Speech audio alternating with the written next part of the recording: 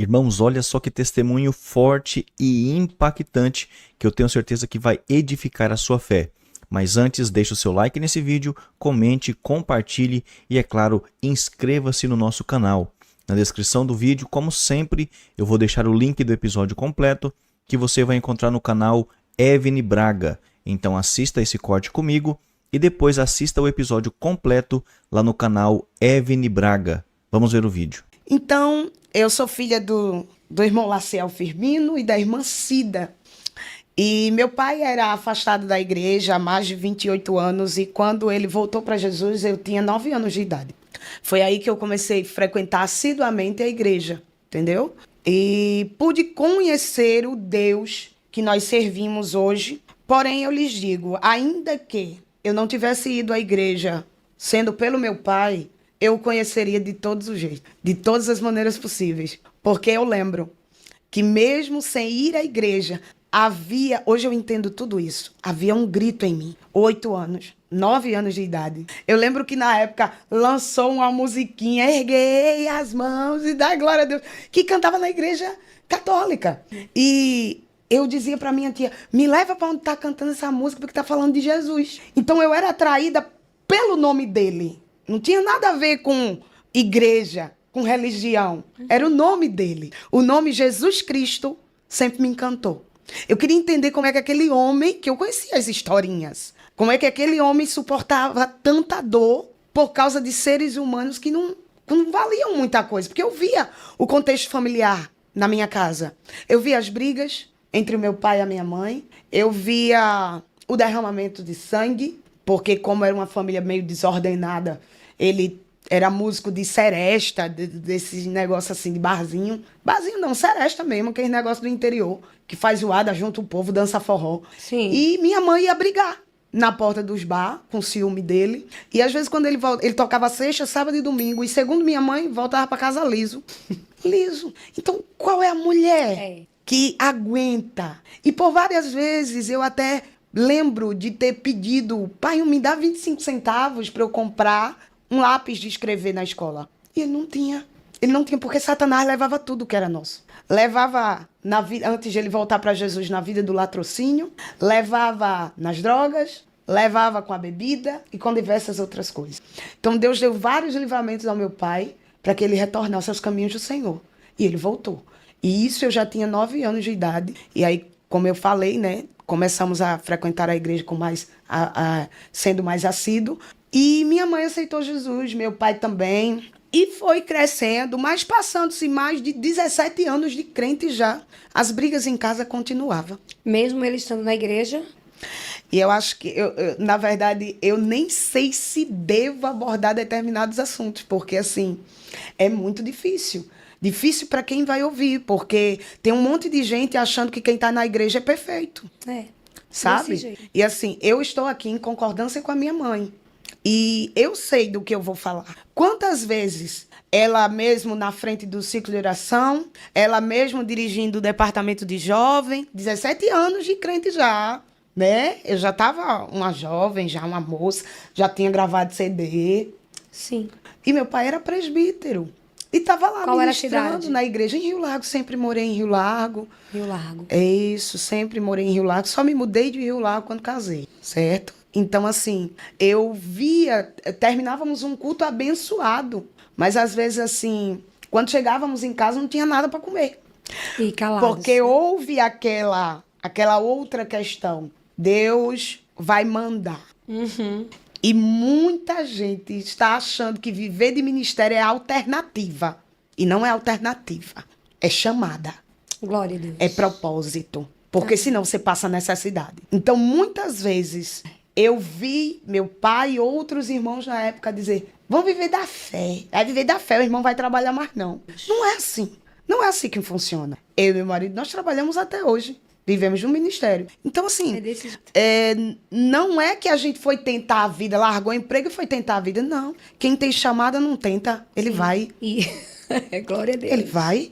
E é isso que eu sempre tive na minha cabeça. Senhor, se o Senhor me chamou, eu não terei apego a nada nem a ninguém. Eu irei. E foi assim que eu fui. Então, eu já tinha 18 para 19 anos e as brigas continuavam em casa. Você comentou comigo que houve até suicídio, tentativa de suicídio. Tentativas de suicídio por parte de minha mãe. Hoje ela traz até algumas marcas ainda no corpo, né? Sequela nas mãos, perdeu o movimento de alguns dos dedos. Mas isso, no ciclo de oração, sendo dirigente, ela passou por isso também. É isso que é difícil de falar, porque tem muita gente que ele acha que a oração resolve tudo. Só a oração não resolve tudo. A ação resolve, em comunhão com a oração. Que bom, estamos falando sobre isso. Entendeu? Muito importante. Porque tem gente que precisa ouvir. Com certeza. E não se prega isso na igreja. Infelizmente, não. A gente espiritualiza tudo. Tem um montão de gente deprimido por depressão na igreja e está sendo enxotado para fora porque estão dizendo fulano é atribulado e endemoniado. Mas, na verdade, ela precisa de um abraço, de um acolhimento e de vida. De uma injeção de vida. E que alguém visite a casa dela, porque nem sempre aquele obreiro embecadinho que está em cima do altar é um bom marido para ela. Nem sempre. Às vezes é um encostado. Uma capa. Uma capa. Um machista, um legalista, que muitas das vezes a mulher põe uma roupa, ele diz tire, e por trás, nos bastidores, uma mente poluída. Sim. Uma mente maligna, opressiva. Quantas mulheres de Deus vivendo relacionamentos casados, de papel e de aliança, mas abusivos. Abusivos. Altamente abusivos. E se não for físico, é psicológico. Mas eu lhe digo porque eu cresci dentro de um lar assim. Eu vejo Deus quebrando. E eu sei o que eu estou falando. Glória a Deus. Amém. Eu sei o que eu estou falando. Amém. E se estamos falando, é porque Deus quer quebrar essas cadeias. Glória a Deus. Essas correntes. A gente consegue levar a nossa casa ao rumo do Espírito Santo e da bondade da graça divina? Conseguimos. Agora é necessário agirmos como a mulher de Provérbios 31. E não apenas como aquela, a sábia edifica, porque para muita gente ser sábia é engolir, é aguentar, é trabalhar fora para dar de comer a um descansado. As pessoas dizem, nossa, as suas palavras é muito dura. Eu digo, só sei falar assim. Entrega tudo, Cid. Não, eu não consigo maquiar as coisas. Tá entendendo? Romantizar. Não, eu não romantizo. Vamos lá. Não dá. Não parece comigo, não dá. Toda essa vivência que Deus me deu no âmbito familiar, eu aprendi muito sobre Deus com meu pai, mas ele também me ensinou o oposto. Sim. Entendeu? Quando eu me coloquei no lugar da minha mãe, eu comecei a entender. Eu digo, peraí, isso aqui não. Isso aqui a Bíblia... Não bate. Não. Não bate. Não casa, não bate, não dá para empurrar com a barriga, não dá. Sim. Eu via as brigas, eu via muita coisa. Os momentos de alegria que tinha dia de sábado terminava em briga. Então, assim, eu lembro que uma das últimas vezes antes de eu casar, eu tinha 18, 19 anos, mais ou menos, e espíritos imundos possuíam o corpo da minha mãe de uma forma, porque, assim, a ansiedade e a depressão não tratada é uma porta de legalidade, porque o diabo é um aproveitador. É. Venhamos e convenhamos. Satanás é um aproveitador. E aproveitador. Do que ele se aproveita? Do que ele se alimenta? Daquilo que lhe causa desconforto. Daquilo que lhe causa pavor, medo. Daquilo que você muitas das vezes engole e diz, não vou falar para não brigar. Então ele vai lhe maltratando, até chegar uma hora que esse portal se abre na alma e é a porta de legalidade que o diabo quer para possuir. Porque possessão maligna é Satanás do lado de dentro, administrando suas funções do lado de fora. Entendeu? Agora, opressão é Satanás do lado de fora, influenciando a sua vida, seus pensamentos, seus projetos do lado de dentro. Há uma diferença. A possessão, você já viu alguém possesso? Ele fica endemoniado, porque o diabo está do lado de dentro. Sim. Agora, o oprimido, não. Ele não se endemonia, ele chora. Ele se sente mal, ele não consegue entender por que ele é assim. Porque o diabo está do lado de fora, usando pessoas à sua volta para lhe oprimir. Regendo as emoções. Isso. Como um maestro. Sim. Administrando. Deus me deu uma visão há pouco tempo de um boneco de ventrílogo. O que é isso, amor? Nunca viu? Não me diz, aqueles bonequinhos ter visto. de ventrílogo que são administrados por cordas invisíveis. Sim, perdão, já vi. Pronto. A visão que o Senhor me deu. Assim são algumas mulheres. O diabo põe elas no colo, cordas invisíveis, e começa a dizer, fale isso, diga isso, faça isso, haja assim. Tá entendendo? E isso dentro da casa do temperamento dela. Aí o que estão ensinando aí fora? Não, se aceite, é seu temperamento. O meu temperamento está sob o domínio de Deus também, quando eu aceito Jesus. Isso. O meu temperamento está debaixo da autoridade do Senhor também, quando eu creio no Deus que me salva. Então, assim, vivenciar essas coisas, ver minha mãe pegando faca para se cortar, ver sangue jorrar, espirrar dentro de casa, sabe? E ver eu e meu irmão menor, eles só tiveram nós dois, era eu e meu irmão, e ele chorava de um lado e eu corria pro quarto. Eu dobrava meus 2 joelhos e ficava pedindo a Deus para aquilo acabar. E isso foi passando. Eu fiz 10 anos, eu fiz 12, eu fiz 14, eu fiz 15, eu fiz 17. Nesse 18 ambiente. anos, indo para a igreja, todo mundo crente, lavado e remido no sangue de Jesus. Você vê que provavelmente vocês, que vocês eram da Assembleia de Deus, provavelmente as roupas, Assim. muito composto, tem aquela aparência Meu pai ali. reclamava comigo por causa de uma sobrancelha feita. Se eu usasse uma calça, quando eu comecei a trabalhar, se eu usasse uma calça, não pode. Aí um dia ele foi lá no meu trabalho, eu tava com uma perna de um lado da prateleira, de outra perna no outro, arrumando o estoque. Ele disse, minha filha, tem que usar calça mesmo. Eu digo, glória a Deus. Pelo menos isso, essa guerra nós venceu. Assim, tem coisa que... Mas desde do período de 1º, 2º, 3º ano na escola, eu botava sempre uma saia dentro da bolsa, porque quando terminava a aula, eu ia para seguração. Porque eu fui criada nisso, de só ir de saia, então eu fazia isso. Saía do trabalho, botava saia, não ia na van de calça, não fazia nada disso. Não andava, não se expunha, né? Não. Porque era a doutrina que eu Sim, fui criada. respeito à doutrina. E eu abro uma vertente para dizer isso aqui, tá? Um parêntese para dizer. E quem decidiu estar debaixo de determinada doutrina, se submeta a ela. Se submeta a ela, exatamente. É uma questão Se doutrinária. submeta a ela. Se você quer fazer parte da igreja fulana de tal, submeta-se à visão do ministério que você está. Porque tem pessoas aí na internet que ele pega um trecho da sua fala para denunciar e dizer, eita, não é o que estamos falando aqui. Isso. Estamos falando que se você está debaixo de uma autoridade, fique debaixo dela. Cada casa, Você não escolheu? cada família Sim. tem a suas regras. dinâmica. Isso. E funciona assim com a igreja também, né? Exatamente. Isso mesmo. Então vamos lá. Entendeu? Aí você foi crescendo nesse ambiente. Fui. Você, uma criança junto com seu irmão, vendo tudo isso acontecer, sua mãe tentar suicídio, crentes, referências ali, seu pai presbítero, sua mãe dirigente de oração. E Eu, você a solista cresce, dos jovens. solista dos jovens. Então ninguém via isso. Era escondido, E nem a camuflado. gente podia falar. Porque assim, o que eu muito ouvia dentro de casa na nossa fase de adolescência mesmo, eu e meu irmão sofreu muito com isso. Porque eu era solista dos jovens, ele era adolescente, mas era mais louco, mais rebelde, né?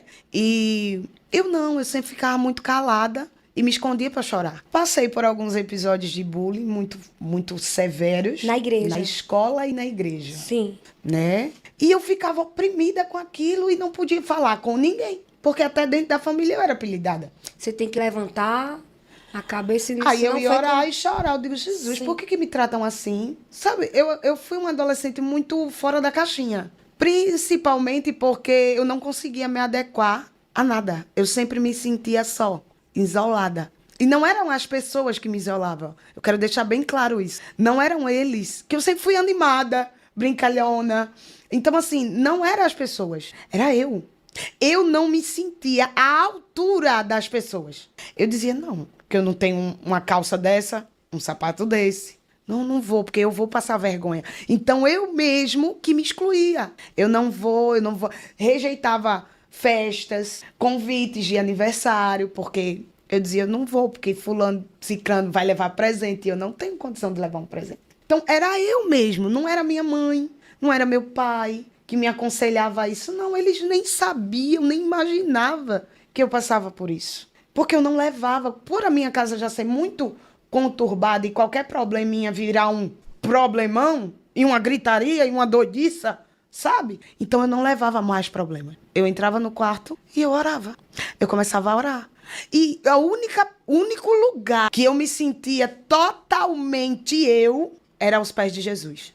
Eu não precisava vestir uma máscara de sorriso. Eu não precisava vestir uma capa de alegria. Não, ali eu podia ser eu. Contar traumas, contar o que passava. Então eu comecei a desenvolver um hábito, com 17 anos, de tudo que acontecer comigo eu falar para Jesus. Como sendo verdadeiramente um meu melhor amigo. Tudo. Literalmente tudo. Ao ponto, eu aconselho isso apenas de mulheres de ferro, ao ponto de várias vezes. Isso 18, 19, 20, 21. Ao ponto de, durante todos esses anos, eu acordar de manhã e às vezes não tinha nada nos potes de biscoito. Eu pegava o resto que tinha, eu colocava na mesa, eu fazia uma xícara de café, eu sentava, abria a cadeira do outro lado da mesa e dizia, pronto, Jesus, senta aí para tomar café comigo. Sozinha, só Eu você. não me sentia só, era incrível. Amém. Quando eu comecei a fazer isso, eu parei de me sentir só. Eu descia, e várias vezes, meu irmão sempre foi muito resenheiro, e várias vezes ele descia a escada. Nós morávamos em um sobrado interminado, sem reboco, chão batido, um caos. E ele descia a escada, a mesa ficava bem embaixo assim, aí ele dizia, tu é doida, é? Tu vive falando sozinha? Que menina doida! Ele falava exatamente assim. Eu dizia, olha, meu irmão, passe, você não entende não isso aqui. E a gente começava a rir. Mas eu levava aquele momento muito a sério. E quando eu vivi esse tempo, na maioria das vezes, minha mãe estava fora trabalhando de empregada doméstica, ou no HU, no HGE, cuidando Cuidadora. de idoso, sabe? E assim, eu fazia o possível. Eu ia para a escola, eu ia para a igreja, eu fazia o almoço sem saber direito que uma menina não sabe fazer as coisas, né? A gente até hoje tem hora que embanana Mistura tudo, tudo. né? Dá uma doida nas... O marido, Deus tem misericórdia deles. Então, quando eu fazia o possível para manter aquela casa. Quando eu entendi que eu orando, eu conseguia pelo menos assim, ficar em paz para estar no ambiente da minha casa. E às vezes, assim, vivendo esse momento, meu pai, mesmo sendo presbítero, ele trabalhava de pedreiro em bicos. Sim. Nunca trabalhou assim, fixo, né? Só uma vez, pelo que me recordo, mas durante 7 anos. E ele trabalhava fora, vinha almoçar. Às vezes o que tinha era um arroz com um ovo frito. E a gente comia e vivia. Sobrevivia, ninguém morria. Sim. Né? Sobrevivia. Hoje em dia a gente dá bife à milanesa e os meninos da reclamam. Diga, rapaz, te orienta, rapaz. Então, assim, nunca... A igreja em si não imaginava que a casa da cantora Cindiane estivesse passando por aquilo, sabe? Porque no domingo eu estava lá servindo na recepção, estava lá pegando o nome, 17, 18 anos já, né? Nas consagrações eu estava lá, nos cultos eu estava lá, né? E, assim... Várias vezes meu pai estava ali, minha mãe estava ali. Então, assim, o que mais me maltratava era não entender o conflito que minha mãe vivia. Porque ela é uma mulher muito alegre, muito risonha. Mas quando voltava para dentro de casa, eu não sei, uma faísca fazia ela e meu pai brigar. E eram brigas horríveis, sabe? Filho gritando, pai e mãe desapartando, pai e mãe dela.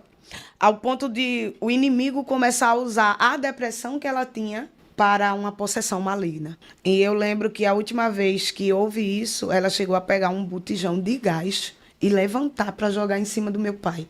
Era copo, o que tivesse na mão, ela jogava. Era copo, vidro de remédio, faca, garfo. Teve um tempo que a gente teve... Eu e minha outra tia, irmã dela, mais nova, a gente tinha que esconder as coisas. Quando ela ficava doida. O que fosse cortante, sabe? Sim. E ela lá, brigando com meu pai. E eu lembro que nesse dia eu chamei a minha tia, eu tinha 19 anos.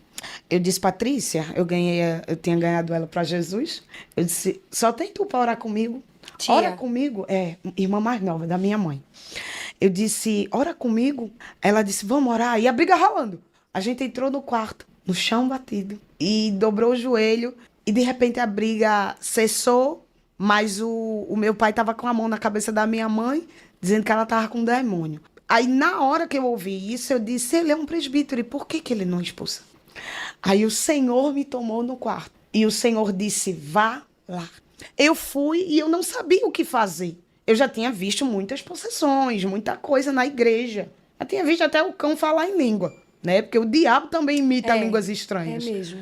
Mas daquela maneira, naquela tarde, dentro da minha casa, eu não tinha visto. E quando o Senhor me disse, vá lá, eu ouvi, audível. E como diz lá em Hebreus, a voz do Senhor, ela se ouve com o coração. Não é com os ouvidos. Quando ouvides a voz do Senhor, não endureças o vosso coração. Então, é no coração que ela grita, que queima. Então, quando o Senhor disse para mim, levante-se e vá lá. Eu não sabia, eu sabia que eu ia. Mas o que não sabia o que ia fazer. O que fazer, eu não sabia, não. Então, eu fui. E o primeiro sentimento que eu tive foi abracei ela. E eu a abracei, cobrindo ela com os braços, deixando os braços dela dentro dos meus braços. Quando eu a abracei, ela esmureceu no sofá como um desmaio e caiu ali, soltou a faca que estava na mão, que ia para cima do meu pai, e ela soltou a faca e a mão estava sangrando, ele também estava sangrando na palma da mão. E eu disse naquele dia ao Senhor, eu disse, Deus, o que o Senhor quer me ensinar com essas guerras? Porque só temos nós aqui. E alguém precisa se posicionar nessa casa. Então, quando minha mãe tornou, deram calmante a ela. E passou um tempo assim, bastante tempo sem acontecer essas coisas. Mas o meu irmão se desviou do evangelho. E aí o portal que era aqui passou a ser lá. Meu Deus. Então eram ciclos assim. Eu tenho primos por parte de mãe que foram assassinados, aliás, que morreram com 22 anos, e primos por parte de pai que também morreram com 22 anos. Então eu comecei a entender que aquilo não era normal. Mortes sequentes de todos os filhos homens da minha família.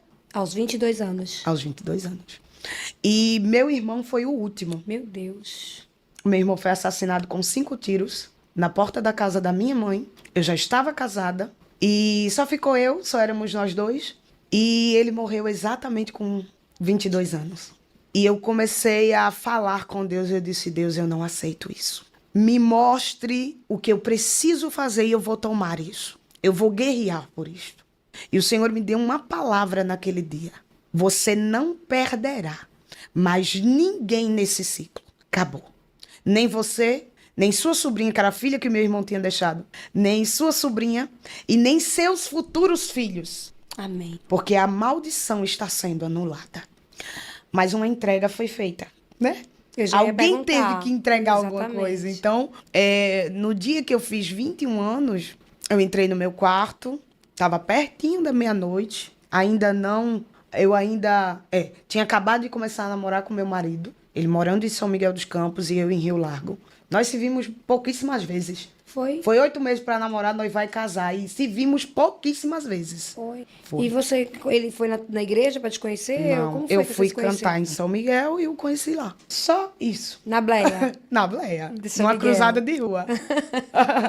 E aí, quando eu já estava namorando com ele, e fazia só alguns dias, eu acho, e quando foi próximo da meia-noite, para que eu fizesse 22 anos, eu entrei no quarto e eu disse, Deus, o que vai ser do meu futuro? Porque o futuro da minha casa, e se eu for depender do DNA de pai e de mãe, tá perdido.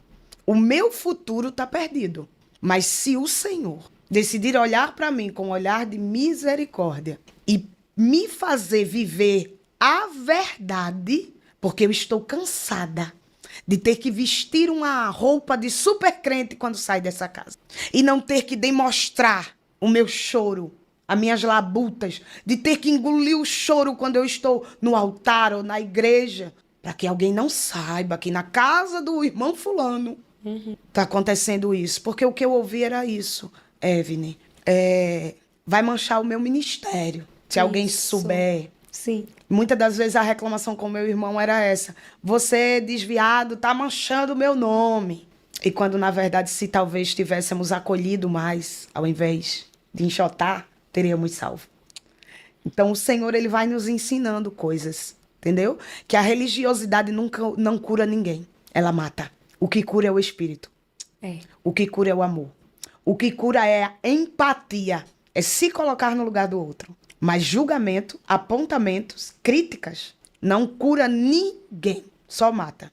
E quando o Senhor ouviu a minha humilde oração, porque eu estava chorando compulsivamente naquele dia, parecia que eu estava sentindo um peso que eu nunca senti na minha vida. Eu lembro como hoje eu tinha um raidinho que ficou na cabeceira da minha cama desde o dia que o meu avô foi enterrado. Eu enterrei muita gente. Eu não tinha, com 17 anos eu já não tinha nenhum avós mais. Não, já tinha perdido muitos primos. Muita coisa mesmo. E um atrás do outro. Não tinha muito tempo de um para o outro, não. E eu lembro que com 21 anos, nesse dia, eu olhei no radinho, ele só vivia na Farol Melodia aqui de Maceió, né? Programas passando durante a madrugada, durante a noite. E eu lembro que eu ouvi uma oração. E aquela oração falava exatamente o que eu estava falando para Deus. Eu não lembro quem o fez, mas no radinho estava lá o horário, às 11h45 da noite, perto da meia-noite. O Senhor me deu uma visão de uma árvore grande e frondosa no meu quarto. Grande, frondosa, e nessa árvore tinha os nomes dos meus avós, dos meus bisavós. A genealogia. Tinha os nomes tanto paterno quanto materno. Todos eles estavam ali. E daí por diante, avós, bisavós, avós, meus pais, eu, meu irmão. E parecia que eu via depois de nós, filhos do meu irmão, filhos meus. E eu disse, Senhor, o que é isso? E o Senhor disse para mim, eu não sei se eu dormi, eu não sei se eu fui arrebatada, eu só sei que eu vi. E era a minha história ali. E eu já vinha de dias de propósito de jejum, querendo entender esses conflitos. Eu digo, Senhor, eu não sairei desse quarto até que o Senhor me diga. Porque eu não aguento mais. Eu não aguento mais voltar de um culto e ter uma briga. Eu não aguento mais ver meu irmão, que também tem uma promessa tua, nessa situação, causando preocupação à minha mãe, sabe? Então, nesse dia, quando o Senhor me mostrou uma árvore genealógica, eu pude entender, porque Deus falou exatamente assim para mim. Essa é sua árvore genealógica. E eu disse, meu Deus. Ele começou a me mostrar exatamente tudo. E antes de mim, aí eu via aquelas cenas, as cenas que eu via de rotina. Minhas tias, nenhuma era feliz em seus casamentos. Eu via as brigas das minhas tias. Eu via uma cena que uma tia minha pegou um tijolo, quebrou o retrovisor do carro do marido por ciúme. Eu via as brigas de outra tia minha que morava em São Paulo com uma filha e tentando ir se jogar na frente de um caminhão numa pista. Eu via essa mesma tia com um punhal na mão e dizendo que ia tirar a vida da própria filha. E isso realmente eu vi, criança e adolescente. Meu Deus, Deus te mostrou. Eu vi, e o Senhor me fez lembrar. Veja as cenas de novo, eu vi todas as cenas de novo. Eu vi o meu pai, já ungido, já uma bênção na igreja, expulsando vários espíritos imundos da vida dessa minha tia, que puxou um punhal para matar a minha prima. Mas espera, você viu, você já sabia da história e Deus te mostrou? Eu já tinha vivido isso. Entendi. Na vida real. Deus te mostrou. E naquele dia que Deus me mostrou a árvore genealógica, ele me fez ver essas cenas novamente. Apenas para que eu pudesse voltar lá e anular. Entendi. Entendeu? Porque não há cura ou não há libertação sem exposição. Repete. Não há cura e não há libertação sem exposição. Como assim? A libertação, ela precisa ser antecedida por uma exposição. Alguém se expõe ao quê? A um ambiente de cura, a um ambiente de libertação, para que a partir dali, a graça abundante de Cristo Jesus a cure, a trate, a salve. E nunca mais essa exposição vai magoar ela, porque já foi anulado, já foi quebrado. Sim. Nunca mais vai ser ferida. Sim. Entendeu? É importante falar também, colocar para fora, né, Cid? Isso mesmo. Expor o assunto. Então, exatamente. Então, quando Deus me fez ver aquelas cenas que eu já tinha visto e vivido, sim, eu comecei a sofrer na mesma intensidade que eu sofri quando vi fisicamente. Minha prima vai morrer. Eu senti tudo aquilo. E enquanto eu chorava compulsivamente, o Senhor me disse, Essa é sua árvore genealógica e essas são suas tias, esses são seus primos, essa é sua mãe. Aí depois ele dizia com uma voz muito altiva para os meus ouvidos humanos, sabe? Parecia um estrondo na minha alma. E dizia desse jeito, e essa é você. E eu não me via, Evne, num ambiente daquele. Eu me enxergava exatamente como eu sou hoje. Não vou falar de idade, mas a aparência já parecia uma mulher com mais de 30 anos. Nossa. Eu me via exatamente como eu sou hoje. Corpo, cabelo, jeito do rosto, maneira de se vestir. Eu via, só que eu não estava cantando, mas tinha uma multidão de mulheres comigo. Depois dessa cena da árvore, Deus te mostrou O futuro. Você tá entendendo? Uhum. O futuro, que era isso, esse o meu conflito. Eu ficava imaginando, meus primos não tiveram futuro, então eu também não vou ter. terei. E isso ficou marcado em mim. O Senhor imprimiu as DNAs dele em mim, o DNA dele em mim, as digitais em mim. Naquele dia, o Senhor disse, essa é você. Se você anular toda essa maldição hereditária, esse espírito imundo geracional que permeia na sua família. E não era só dentro da minha casa. Parece que quando saía da minha casa, ia para casa do outro tio, da outra prima, do outro... Era assim. Era A gente não comum tinha isso sossego. na família de vocês. Comum. Brigas, confusões, raízes umbandistas, sabe? Que muitas das vezes... Eu tenho um tio que morreu em uma situação terrível. O único filho homem que a minha avó teve, irmão da minha mãe. Morreu novo, bonito, o mais inteligente que tinha. Mas Satanás o levou. Ele chamava o diabo de tio. Para você ter noção, um espírito de loucura se apossou dele. Foi internado várias vezes no hospital aqui de psiquiátrico. Foi internado várias vezes. E eu vi que morte terrível ele teve ali em cima de uma cama e ninguém podia aplacar a quintura que ele dizia que sentia, a doença que ele tinha, sabe? Não tinha nada que curasse aquilo. Meu Deus, você viu? Vi.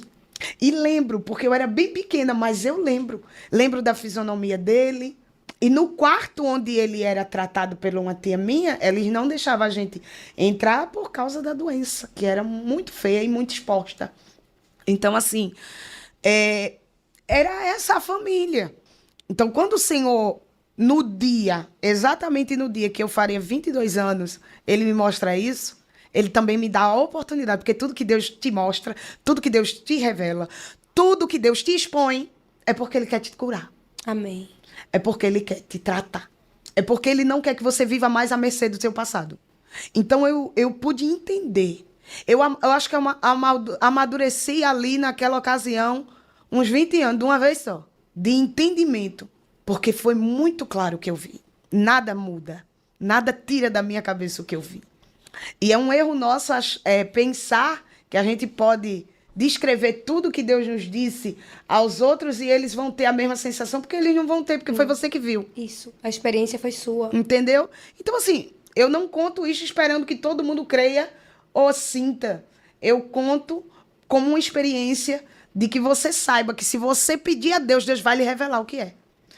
Saiba que nenhuma tribulação e nenhuma colheita maldita que nós colhemos, ela vai viver permanecendo para sempre. Se você decidir se levantar e dizer, Deus, eu não vou colher uma colheita que não foi eu quem plantei. Uma sentença. Eu não vou viver debaixo de uma sentença que não foi eu quem procurei ela. Então foi exatamente o que eu fiz.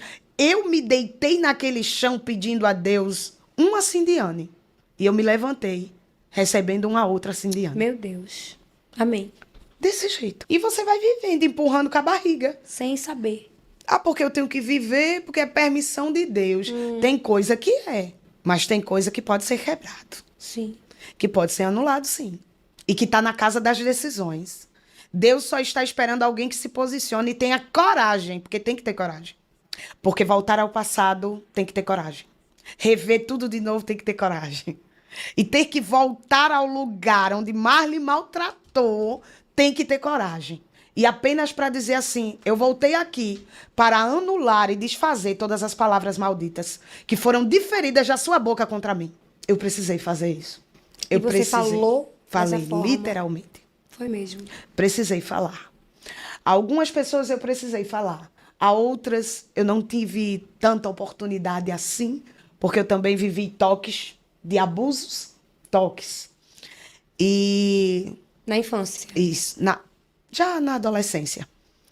E uma das pessoas já tinha morrido. E eu perguntei a Deus, eu disse, Deus, como que eu perdoo alguém que já morreu? O Senhor Deus chama o nome e perdoa. Eu estou te perdoando, fulano. Por isso, por isso e por isso. Por isso, por isso, por isso. Dá Exatamente. nome. Isso, tem que dar nome. É. Tem que dar nome, porque senão é aleatório. E eu fiz isso. E a partir dali um fardo saiu dos meus ombros. Glória a Deus. Aquilo não me oprimia mais. Entendeu? Então, assim, essa é uma parte que eu nunca expus. Meu Deus. O abuso. Seja ele psicológico, ligações, ameaças. Porque depois que a gente... Enquanto Você eu era passou criança, por eu me isso? achava feia. Mas depois que a gente vira jovem, aí o povo fica achando você bonito. Sim. Porque eu mesmo continuava me vendo feia. Eu ainda, nesse tempo, 21 anos, eu ainda olhava no espelho e continuava vendo uma menina Aquela. estranha. É. Sim. Eu era muito tímida. Era tímida. Muito tímida. E aí, quando você... Vamos ver a irmã Mas a Cidiane, minha aí o coração. timidez era devido à inferioridade. Sim. Era o medo de saber o que, que os outros vão achar, vão pensar. Será que... Eu fazia de tudo para cantar sem abrir muito a boca. Porque o trauma da boca ainda estava lá. Entendeu? Sim. Aí as pessoas começaram a elogiar coisas que eu achava feio. Então, o que que acontece? Hoje eu brinco com isso, eu digo, as meninas estão botando botox para ficar com os beiços que nem o meu. E o meu é natural. E ninguém valorizava. Que época terrível. Aí as pessoas dizem, eu acho tão bonito sua boca, o jeito de rir, os dentes mostram até lá atrás. Eu disse, pois é. Isso foi um problema pra mim, né? Isso era um problemão para mim. Já pensou? Né? A dicção vocal era um problema, porque eu não abria, não gesticulava a boca para que ninguém visse o monte de dente que eu tinha. Meu Pode Deus, rir que tá eu não ligo, vendo? não. Não, É sério. não, Não, que assim, eu vou porque, ver assim, agora. a adolescência e a mas que eu juventude é sei uma que coisa, a fase né? da adolescência é É terrível. terrível. A gente tenta gente, se encaixar nas e caixinhas. eu vou dizer que a gente vem de e uma não cabe. época, porque tu é da minha geração. Isso. A gente vem de uma época que até os adultos não tinham noção, não, do Não tinha, peso não. que tinha as palavras Tinha deles os sobre... apelídios dentro de casa. Gente, eu passei por isso. Tu tá Sabe? falando aí, mas tem muita coisa que Cabo de a vassoura, minha história se identifica. isso, aquilo, outro. A minha avó, coitada, a minha avó materna era tão supersticiosa que ela dizia assim, Aparecida com a minha mãe, corta os cabelos dessa menina, que a força dela deve estar nos cabelos, que a pobre não engorda. O cabelo tu sugava. acredita que ela dizia isso? Acredito. Corte, mulher, olha a bichinha, não Só tem engorda, cabelo. é só cabelo.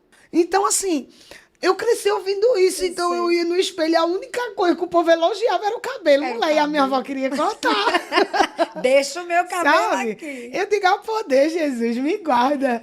Então, assim, o Senhor, Jesus. ele foi me tratando. E graças a Deus, eu sempre tive um bom humor. E isso me ajudava muito. Porque mesmo ouvindo a zombaria, eu ria com eles. Depois eu ia chorar. Mas na frente eu ria. Eu Como ria dos assim? meus próprios problemas. Sim. Entendeu? Eu ria da minha magreza, eu ria da minha forma de te vestir, eu ria da minha boca grande. Eu ria de tudo. Sim. E depois eu ia chorar. Então Deus começou a tratar isso em mim. E depois desse episódio dos 22 anos, muita coisa foi sendo tratada. Eu comecei a proferir aquilo que Deus me mandava proferir para mim. Eu comecei a ouvir a voz de Deus audivelmente. Dentro da minha alma, quando eu abri a Bíblia Sagrada, o Senhor ministrava para mim. Eu não lhe chamei apenas para o louvor. Então eu comecei a pregar para mim no quarto. A pregar para mim no espelho, a pregar para mim com umas, como é que chama, meu Deus? Uns andaime que tinha dentro de casa, aquele negócio, andando Sim, de pedreiro. Ficar em cima. Tinha dentro de casa, eu pregava pros ferros, eu ficava, não sei o que, não sei o que, pros ferros, apontando o dedo assim. Mas Diga com pro seu quantos irmão. anos isso? 22. Sério? Tem gente que tem esse começo na infância, que fazia Não. muito isso, mas você já... Eu fazia isso, mas era como cantora. Canta, só vocês! Sim. Tem essa loucura? Tem. Tem. Canta aí só vocês quem? Tem. E a gente mesmo era a voz do microfone, a voz da multidão. É o Beck. E ainda eram os É o Beck. aplausos.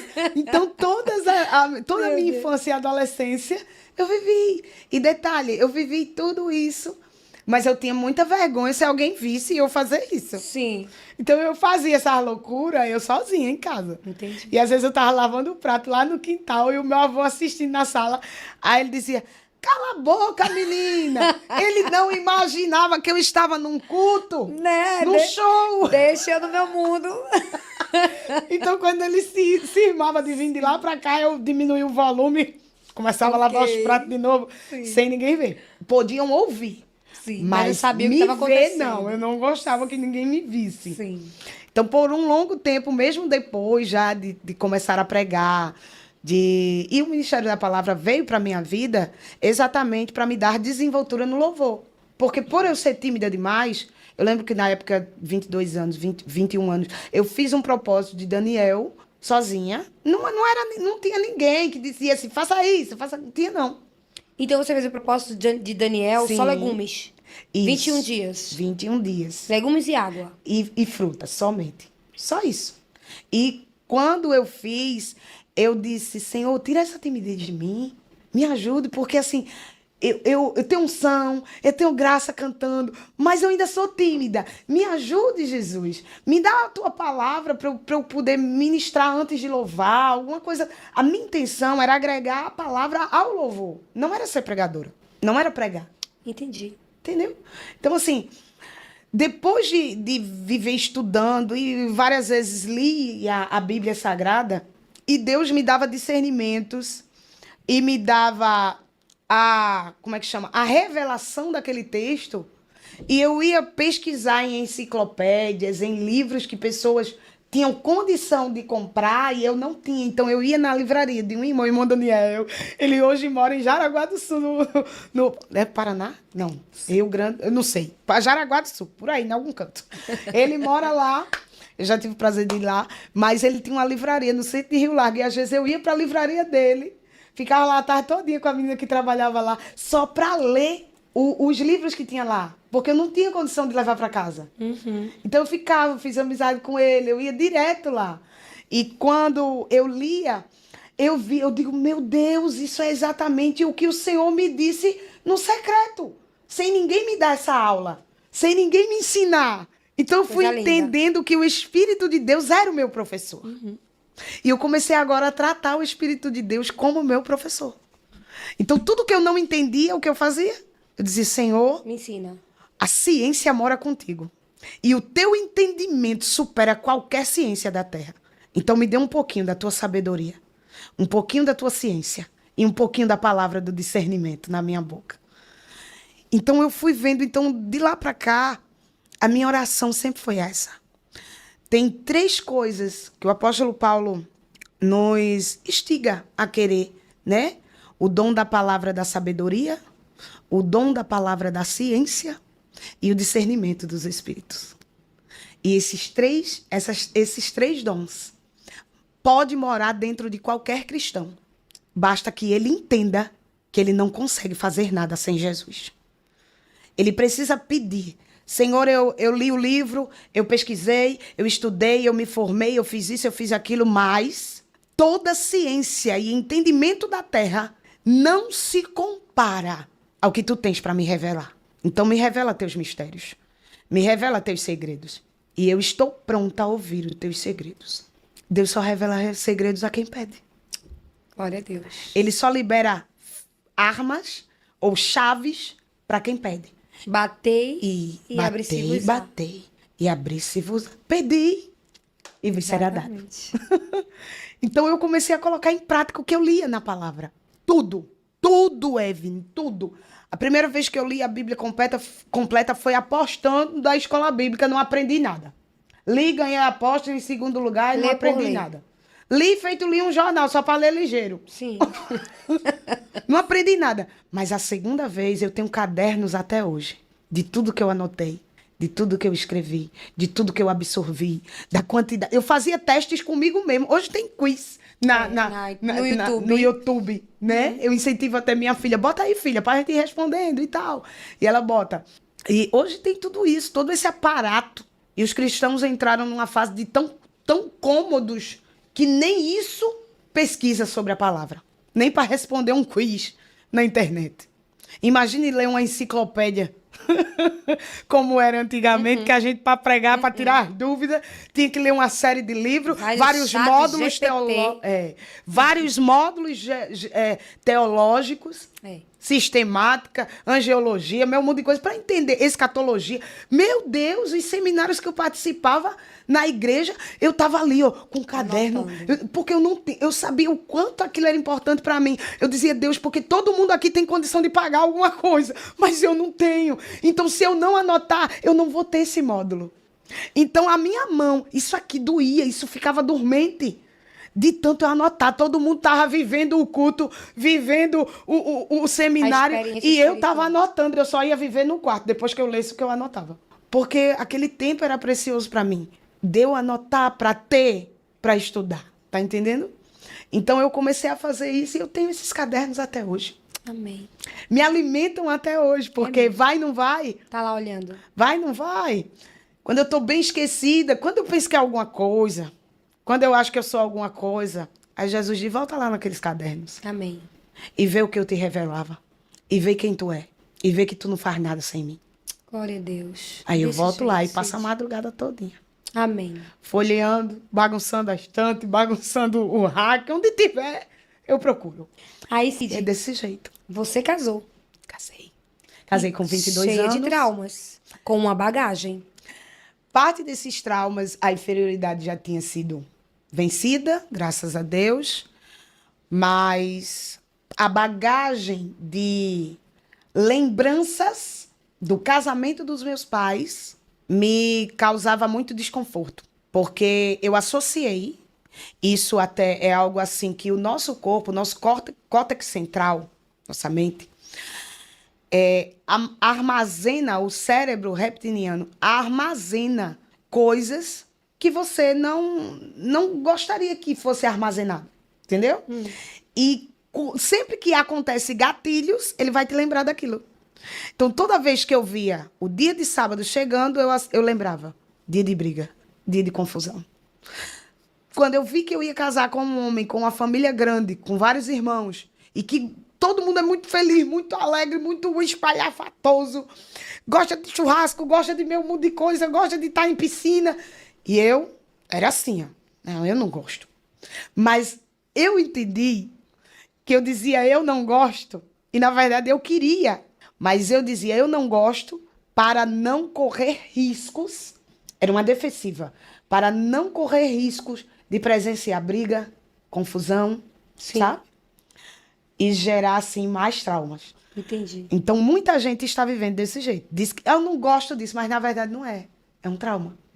Então você casou e você pensou assim, não, minha vida não vai ser assim, ele é diferente. Eu noivo Mas- de Jonas, eu noivo do meu marido, eu lembro que eu ouvia muito o pastor Josué Gonçalves no programa da Farol Melodia, toda noite. Não sei se você ouvia, mas eu era assídua.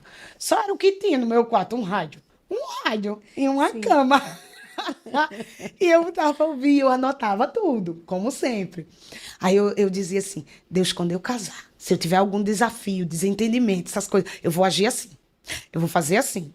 Porque é assim que eu tenho que ser e tal. E eu fui formando em mim a mulher que eu sou. Você tinha alguma lista do homem que você queria casar?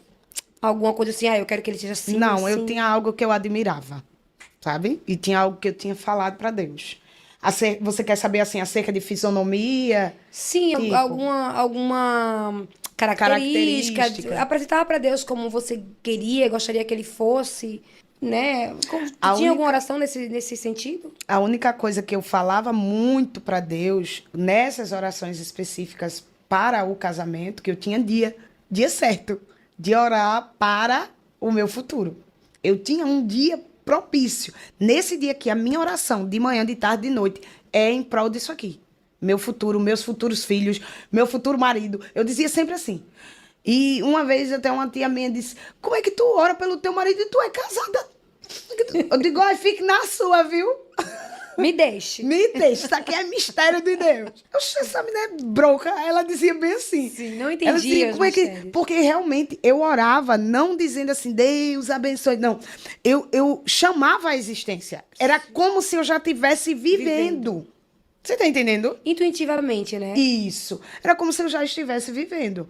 Então, assim, os episódios da mesa, de manhã, que eu convidava apenas Jesus, a partir desse momento, dos 21 anos, 22 anos, passou a ser família. Eu dizia, vai sentar eu, vai sentar Jesus, vai sentar meu marido, meus futuros filhos. Meu Deus. E eu começava a conversar. Olha, isso é doidice, o povo vai me chamar de doida. Eu começava a conversar como se realmente estivesse conversando com pessoas. Hoje nós fazemos parte do Ministério Família e Comunhão com os nossos amigos pastora Carla e pastor Johnny Feber, lá no Santos Dumont. E assim, já há 9 anos de existência desse ministério, eu tenho 13 anos de casada. Então, Jonas era da Assembleia, eu também, em Rio Largo, mas o Senhor me chamou ao ministério mesmo da palavra. E eu precisei obedecer uma ordem de Deus, que foi sair de Rio Largo e ir sem nada para Arapiraca. Como foi? Sem Sai da nada, tua sem terra, trabalho. da tua parentela. Foi, literalmente, e tudo. vai para um lugar que... Logo quando eu casei, eu fui morar em São Miguel. Aí fiquei congregando, acho que um ano com o pastor Orisvaldo, lá em São Miguel, e com a família do meu marido. Foi lá que eu tive a perda do meu bebê, né? Eu casei em 2012, passei por uma perda, que foi o meu bebê prematuro, nasceu... Por quantos anos você engravidou? Eu engravidei com 20... Você casou em 2012. Quantos anos depois você engravidou? Não, foi no mesmo ano que eu casei. Poucos meses depois, eu engravidei. Eu casei em 2012, dia 27 de abril. Dia 27 de abril. E em novembro de 2012, eu já estava grávida. Meu Deus, rápido assim. Foi. E porque o médico disse que eu tinha problema para engravidar. Mas o meu marido, não sei o que deu nele naquela noite, mas ele disse assim, isso é o médico falando, bora ver se Jesus faz ou não faz. Mas eu achava que era pro futuro. Sim. Então aí... Glória a Deus. Eu engravidei. Engravidou. Fiquei feliz, Gerou, apesar das... a barriga cresceu. 6 meses. Nasceu o neném. Com 6 meses, foi um parto prematuro. E com 6 meses nasceu, eu precisei ser transferida de São Miguel dos Campos para o Hospital HU aqui em Maceió, que era uma gravidez de alto risco. Então, eu completei 6 meses já internada, com muito sangramento. E é uma parte muito forte e muito assim, que muita gente se arrepuna, mas a minha sogra é quem estava comigo nesse dia. Os degraus que eu subia na escada, todos eles ficaram a marca do meu pé de sangue. Sangrou muito. Então, foi uma perda terrível de sangue. Então, quando o médico me examinou, ele disse, ela está perdendo o bebê e se a gente não resolver isso, a gente pode perder ela também. E meu esposo estava trabalhando, na época, trabalhava numa usina e não podia estar comigo. Meu irmão estava preso no presídio aqui em Rio Largo, minha mãe cuidando da menininha dele. Ele ainda não tinha sido assassinado, né? Só faz 7 anos, ou 9 anos que meu irmão foi assassinado. E quando minha filha nasceu, meu irmão foi assassinado. A minha filha, Vitória, né? Sim. Então, mas assim... então, o bebê, você já tinha dado nome pra ele? Já tinha nome, já tinha roupa, já tinha... Um enxoval, tudo? Já. Uma boa parte das coisas estavam encaminhadas já. Então, assim, quando veio, eu fiquei ali internada, e aí a medicação não resolvia. E num dado dia, estava eu e minha mãe tinha ido me visitar, ficou um tempinho comigo, e eu não lembro se eu fui tossir ou vomitar, foi alguma coisa assim, e rompeu tudo, e era para ser um aborto, mas foi um parto normal. E eu fui levada para a sala de parto, fizeram um parto normal, o meu bebê nasceu vivo, eu segurei, ele foi amamentado, e foi imediatamente para a UTI neonatal. E segundo os médicos, não haveria problema nenhum para que ele não vivesse. E quando foi com 29 horas, ele teve um edema pulmonar, pulmão mal formado, e veio a óbito. E eu recebi essa notícia por volta de 3 da manhã. Por volta de 3 da manhã. E na ocasião, dessa vez, tinha saído minha mãe e tinha entrado uma tia minha, que era testemunha de Jeová, estava comigo. E ela olhou para mim, a assistente social foi no quarto. Eu estava no 6º andar do HU e muito apreensiva, porque eu disse, meu Deus, o que é que eu vou fazer com uma criança de 6 meses? A gente tem uma casa alugada para a banda de São Miguel, meu marido já tinha feito planos, a gente entrega a casa, vai ter que... Eu ia passar 4 meses dentro de um hospital, né? Porque eu só ia sair dali com o bebê. Sim. Entendeu? Então a gente começou, dentro de 24 horas, a mover essas coisas. Então, quando eu recebi essa notícia, Jonas ainda não tinha conseguido nos visitar. Minha tia estava comigo, a assistente social chegou e 3 horas da manhã ela disse, eu preciso que a Cindiane venha até a neonatal. E eu já achei estranho. Aí eu disse para minha tia, será que ela vai me dar alta? Com aquela euforia, né? Aí minha tia disse, minha filha, olha, deixa eu lhe dizer, não crie expectativas. Bem assim, a minha tia, ela sempre foi uma conselheira exímia para mim. E nessa época foi primordial eu estar com ela ali naquela ocasião. Ela disse, não crie expectativa, porque essa hora, minha tia tinha experiência com o hospital, essa hora, ela vindo lhe chamar, não deve ser coisa boa, tá? E alta não se dá de madrugada. Eu disse, tá bom. E a gente foi, pegou o elevador, foi. E quando chegou lá, que eu pus a roupa da UTI, né? Ela disse, mãe, senta aqui. Eu sentei e o meu bebê já estava morto. Mas ela disse, você quer tocá-lo outra vez? Você quer senti-lo de novo? E eu disse, quero. Qual era a tua idade? 23 anos.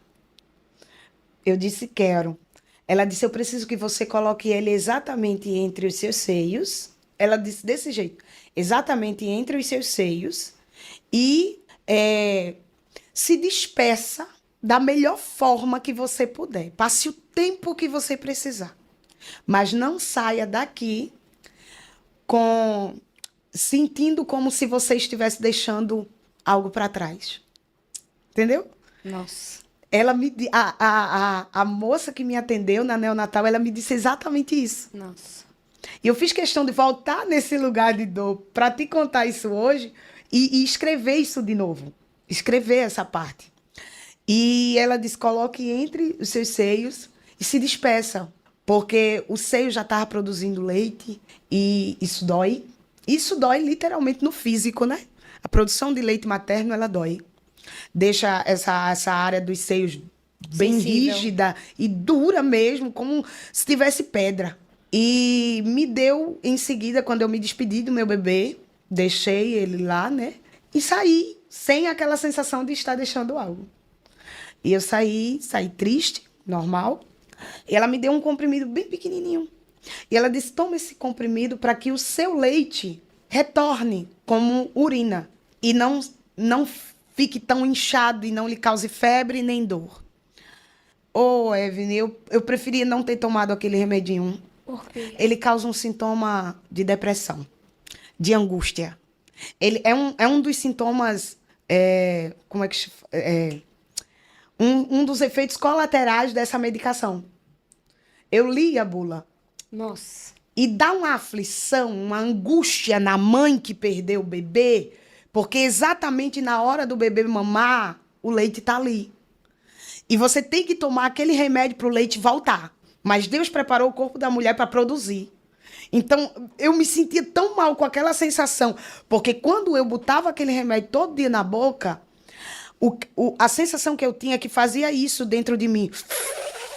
Sugava, literalmente. E eu começava a ir no banheiro, porque tem que urinar bastante, e chorar. E a roupa do bebê ficou vários dias em cima da cama. E uma sensação horrível.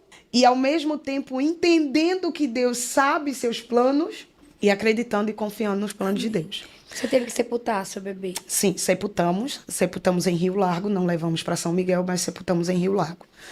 E só a família mesmo, meus sogros, eu, meu marido, meus pais, minhas tias, enfim. E antes desse período da perda do bebê, essa foi uma perda já casada, né? porque as outras perdas Deus já havia me tratado delas. E o Senhor me avisou. Eu sabia.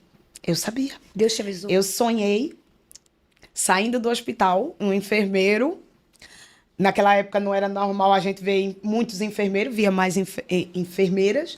Eu vi um enfermeiro tomando o meu bebê do meu colo e dizendo, pode ir. E o bebê ficava no hospital e eu ia para casa sem ele. Então eu já fiquei aflita daí, mas fui a um culto e no culto Deus usou na mesma noite um pastor amigo nosso que não sabia de problema de gravidez, de nada disso. Todo mundo ficava feliz quando me via grávida. Tava lá uma barriga, né? Tava lá uma expectativa. E ele disse, cantora Cindiane, o Senhor manda lhe dizer, ele não mandou lhe dizer muita coisa, ele só disse, diga para ela que eu estou provando a fé dela. Hoje eu começo a provar tua fé.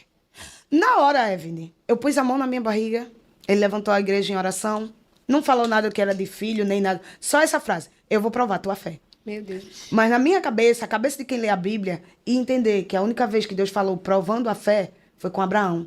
E Deus pediu o quê a ele? O filho. Pronto.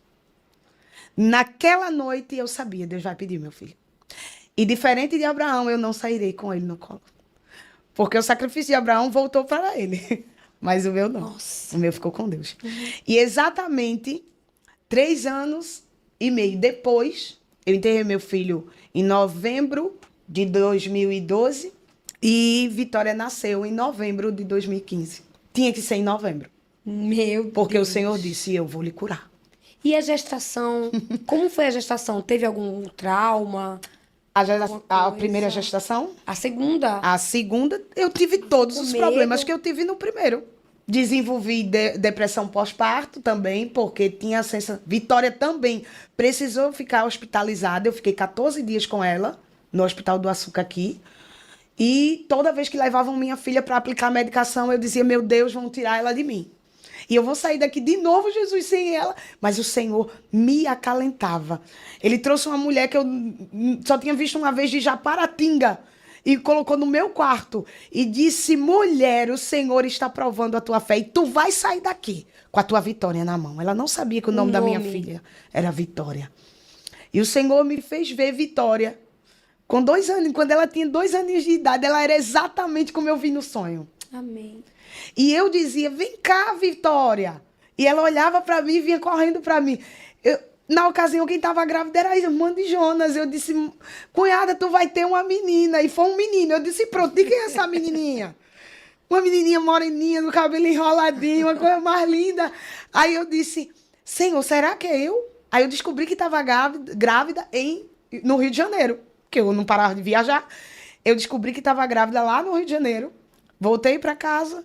E aí descobri em Recife, no Hospital IMIP, que eu tinha um descolamento precoce na placenta, que toda gestação que eu tivesse, a placenta se descolava.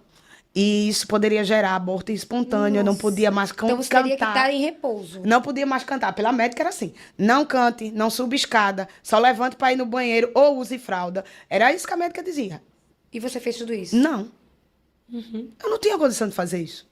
Então tinha que cantar, tinha que... Até os 9 meses. Meu Deus! Então, Cantei, Senhor, preguei, rodei, subi escada, falei mistério, pulei, sapateei, marchei. Gente, não indicamos isso. Não indicamos. É como eu disse, viu? Tá? Esse é o meu testemunho. Desse É a minha loucura. Minha não. Amém. Porque assim, Deus, ele sabe tudo. Ele nos forja. É, Deus estava me forjando. é verdade. Sabe? E Deus não tem filhos, muito apreço a filhos manhosos demais, não. Sim. Essa aqui é a verdade. A mulher, ela precisa ser forte. Ela não nasce forte, mas ela precisa. Porque teve muita notícia que eu ouvi que eu não tinha meu marido do lado pra ouvir comigo. E eu levei a bomba sozinha. Porque a gente não tinha 2 passagens. A gente só tinha uma. Meu Deus. É, ninguém sabe. Você tá entendendo? Minha Então, amiga. por via das circunstâncias, eu precisei Precisou ser. viver assim e passar por aquilo. E como é que sintetiza pra mim, como é que foi pra chegar nesse encontro de mulheres de fé, e você hoje terapeuta, então como é que foi tudo isso, assim? Durante a pandemia, concluí algumas formações, Sim. entendeu? E durante um ano de 2021 a 2022, o Senhor me despertava às 3 da manhã como um reloginho. Não tinha alarme de celular. Era o Espírito de Deus. Às 3 da manhã, Jonas, nesse tempo, a gente já estava em Arapiraca, né? Chegamos em Arapiraca praticamente um ano antes da pandemia. E ele estava trabalhando, um trabalho muito bom, na UFAL, né? Muito bom. A gente começou a se encaminhar na vida direitinho, não tinha tanta necessidade mais de coisas financeiras, vamos dizer assim, né? Sim. O Senhor... Estava mais estável. o Senhor... Não vivíamos apenas no ministério mais. Sim. E aí ele trabalhava à noite e eu ficava sozinha. Convivi, né? E o Senhor começou a me despertar às 3 da manhã e dizia para mim exatamente como ele me dizia quando eu escrevia música. Pegue a caneta, o papel e escreva.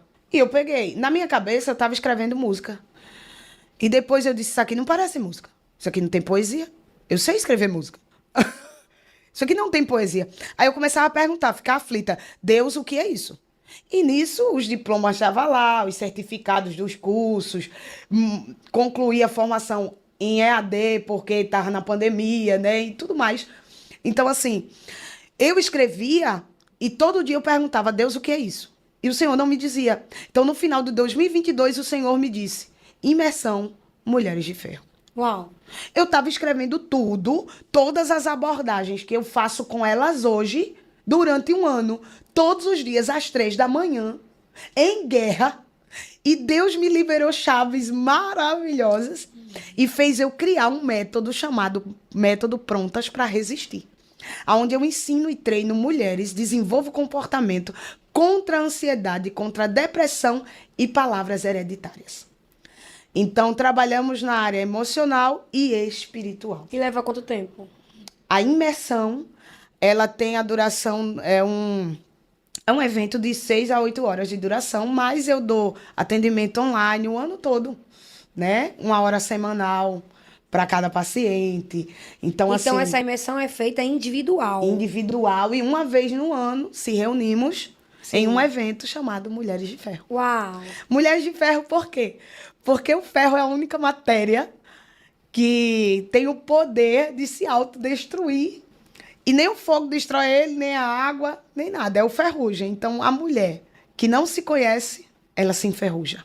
E ela não utiliza suas armas. Ela não sabe o poder que tem. Mas quando uma outra mulher, movida disso, que já removeu a ferrugem, que já botou a engrenagem que era velha, enferrujada, que já poliu a engrenagem e agora está girando, posiciona as mãos sobre ela e declara sobre ela, ela é livre também. Amém. O Mulheres de Ferro são mulheres que não são expert, mas são mulheres que são carne como eu e você, que sentem dores, que viveram traumas, que vivem expectativas que não são supridas, mas que decidiram, porque é decisão. É decisão. Decidiram fazer o quê? Eu vou me levantar. A porta está fechada, mas eu não vou parar de orar. As coisas estão dando errado, mas eu vou levantar a minha cabeça, eu vou reagir, eu vou clamar. E a nossa temática desse ano, inclusive, é Armadas de Oração e Munidas da Palavra. E o Mulheres de Ferro hoje tem tratado, curado e edificado a vida de muitas mulheres que não conseguiam viver o chamado, o propósito, porque eram exatamente como a minha mãe e como eu. Na igreja, eram super mulheres, mas em casa tentava se matar. Meu Deus. Então, o Senhor, Ele me deu exatamente a vivência certa, para o armamento certo, para o tempo propício na vida delas. Te preparou para isso. Isso. Por isso que eu digo, Evelyn, eu encerro aqui. A nossa história nos valida para o propósito. Nos habilita para ele. Eu não diria, eu nasci na família errada, não. Eu diria, eu nasci na família certa. Para ser essa Cid de agora. Para ser a Cindiane que eu sou hoje, não tinha família melhor para eu nascer. Tinha que ser. Tinha que ser. Oro para que você que esteja assistindo esse episódio busque também por discernimento. Comece a orar a partir de hoje, Senhor, me dê discernimento do teu espírito. Porque não adianta você fazer curso, não adianta você procurar terapia, não adianta nada disso se você não tiver discernimento, até para achar uma terapeuta certa para você. Isso mesmo. E as declarações, depois de receber a visão de Deus, a revelação, nós precisamos declarar sobre a nossa história. Exatamente. E foi o que eu fiz. Dos 22 anos até hoje, eu declaro, todos os dias. Eu não viverei uma história de desgraça. Eu não vou casar para viver infeliz. Glória a Deus. O meu casamento não é porta do maligno. Amém. Eu declaro, eu ensino a minha filha, declare sobre você. Vá no espelho. Eu nasci para vencer. Eu não sou fruto de desentendimento. Eu sou guerreira, eu sou forte, eu sou corajosa. Eu consigo o que eu quiser se eu me posicionar da forma correta. Amém. Então, as declarações precisam sair da nossa boca e ser narradas, faladas. E não só... Eu declarei em pensamento. Não verbaliza, não funciona. né? Tem que verbalizar. Tem que verbalizar. O diabo tem que entender que ele não está mexendo com qualquer mulher. Satanás precisa entender que na tua vida... As coisas não vão funcionar da maneira dele, mas vai funcionar da maneira que você declara. Glória a Deus. Da maneira que Deus te levantou. Amém. Então é dentro da minha casa, é dentro do casamento, antes de casar. Eu digo, Deus, eu não vou viver traumatizada. Não vou viver. E esse ano, 2025, Deus rompeu muita coisa na minha vida. Eu tinha trauma de piscina por ter visto muita gente sofrer em piscina, sofrer acidente. Aí esse ano eu disse, vou descer de tobogã, vou descer de piscina, dentro pra lá, vou me embora. Rompeu com medo. Rompi, sabe? 13 anos de casada, a família do meu esposo, piscineira, um monte de piscina, todo canto tem piscina. E eu não entrava na água, tu acredita? Oh, meu Deus. Entrava não. Não acredito, não. E dizia, eu prefiro ficar olhando as crianças pra eles não se afogarem. Porque a gente dá desculpa pro nosso trauma. É verdade. Vá no espelho, se ame, declare sobre você. Amém. Declare sobre o seu cônjuge. Amém. Se tem filhos, declare sobre o... Se não tem, profetize. Amém. Isso. Sabe? Declare, mas também não viva naquela euforia da expectativa, porque a ansiedade atrapalha muito a ovulação, a gravidez. É pra mim isso. Entendeu? Então, assim, descansa no Senhor. E O Senhor cumprirá em nós a sua perfeita vontade. Glória a Deus, né? Senhor. Então, assim, recomece todas as vezes que for necessário. Não tenha medo de recomeçar. Amém.